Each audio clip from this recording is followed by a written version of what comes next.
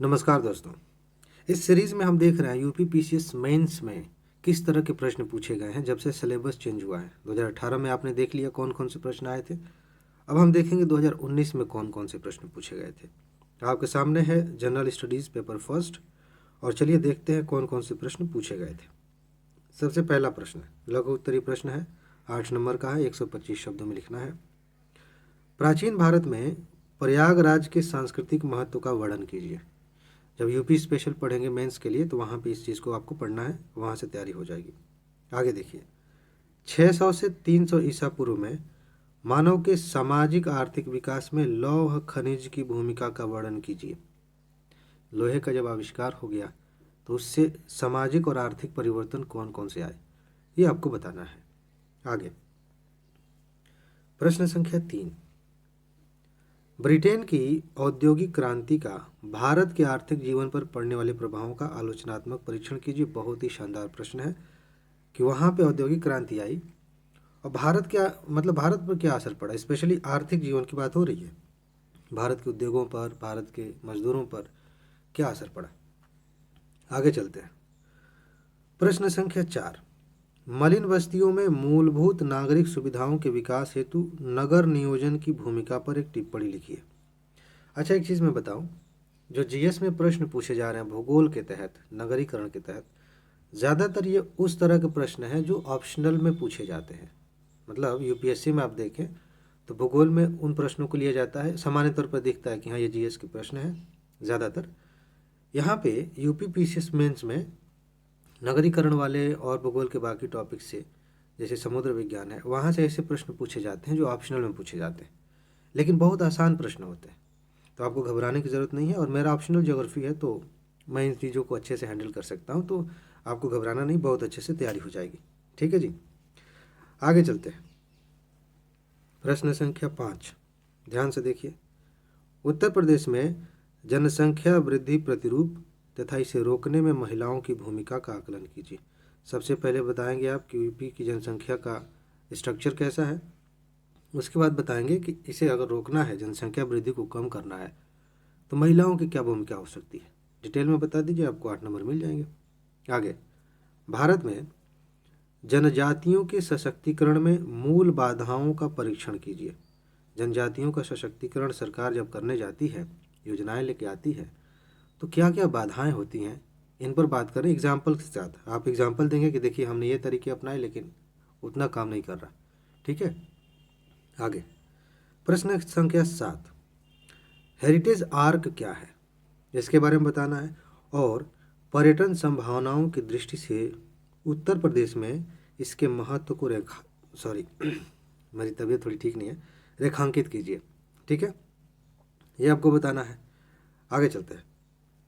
प्रश्न संख्या 8, ध्यान से देखिए।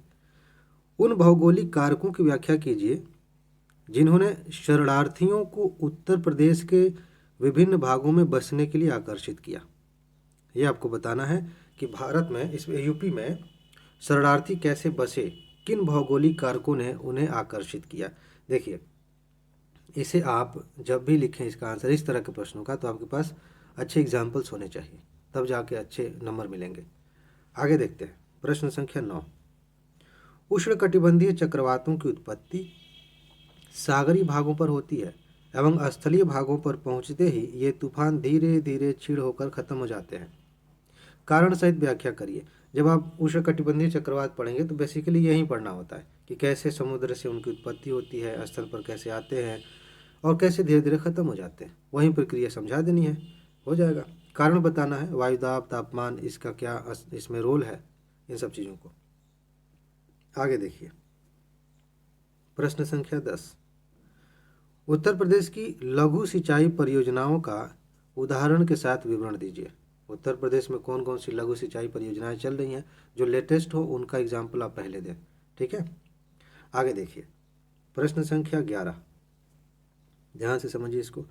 अब दीर्घ उत्तरीय प्रश्न है, वैदिक शिक्षा व्यवस्था की प्रमुख विशेषताओं का वर्णन कीजिए और वर्तमान में इसकी सार्थकता की समीक्षा कीजिए। ठीक है, ये आपको बताना है वैदिक शिक्षा व्यवस्था के बारे में कि प्रमुख विशेषताएं क्या हैं, उनकी क्या थी, और वर्तमान में इनकी क्या प्रासंगिकता है। बात खत्म।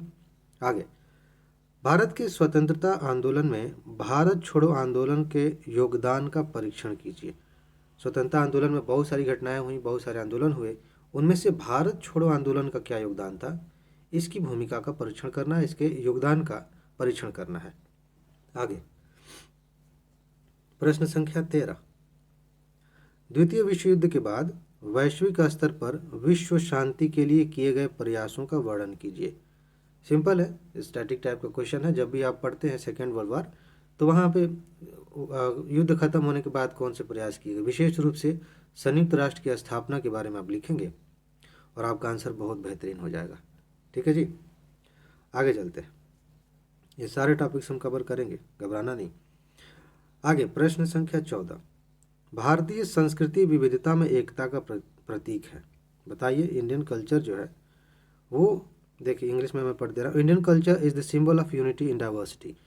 मतलब कि हमारे जो कल्चर है, भारत का जो कल्चर है वो एकता में विविधता में एकता का प्रतीक है, ये बताना है। एग्जाम्पल देना है यहाँ पे बेसिकली। ठीक है, उदाहरण के साथ इस कथन का तार्किक विश्लेषण करिए। हो गया।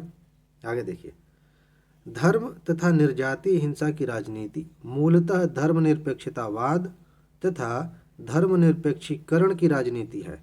समझ रहा है। और इसका समालोचनात्मक परीक्षण करना है। इसको इंग्लिश में मैं पढ़ दे रहा हूँ।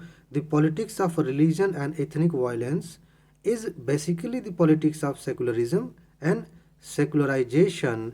Critically analyse the statement. Simple है।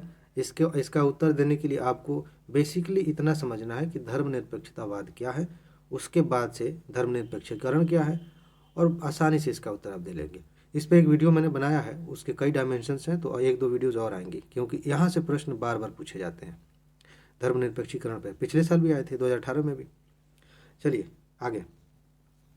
16, नगरीकरण को परिभाषित कीजिए। नगरीकरण क्या है और बढ़ते नगरीकरण से उत्पन्न समस्याओं की विवेचना कीजिए। आप एक चीज़ ध्यान से देखेंगे, कुछ टॉपिक्स ऐसे हैं ना जो हर साल पूछे जा रहे हैं।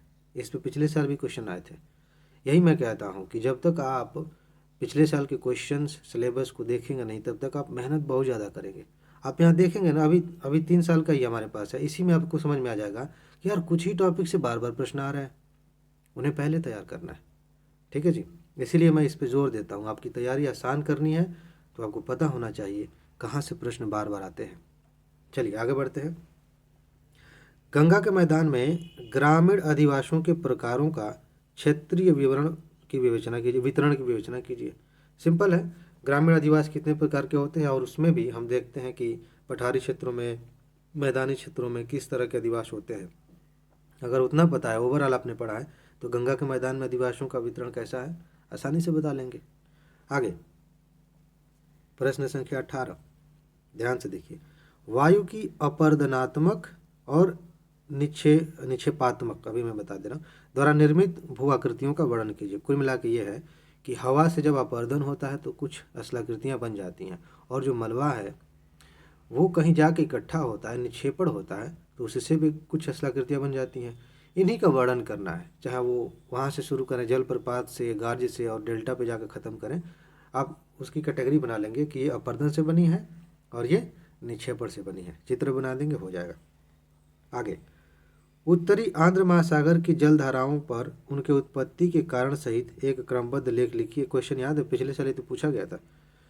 आंध्र महासागर, अटलांटिक महासागर की बात हो रही है। पिछली बार में उत्तरी की बात नहीं हुई थी, ओवरऑल बात हुई थी। इसमें कह रहा है उत्तरी आंध्र महासागर। ठीक है, तो बस सिंपल क्वेश्चन है। आगे, महासागरों में ऊर्जा संसाधन तथा भारत तटीय क्षेत्र में उसकी संभावनाओं की समीक्षात्मक व्यवस्था कीजिए। ऊर्जा संसाधन कौन कौन से हो सकते हैं ये आपको बताना है। उसके बाद भारत के संदर्भ में आपको बताना है कि क्या संभावना है। ठीक है जी, ये रहे वो प्रश्न जो 2019 में फर्स्ट पेपर में पूछे गए थे। ठीक है जी, तो इसमें इतना ही है। अपना ख्याल रखिए, खुश रहिए, मस्त रहिए। मिलते हैं बहुत जल्दी। नमस्कार।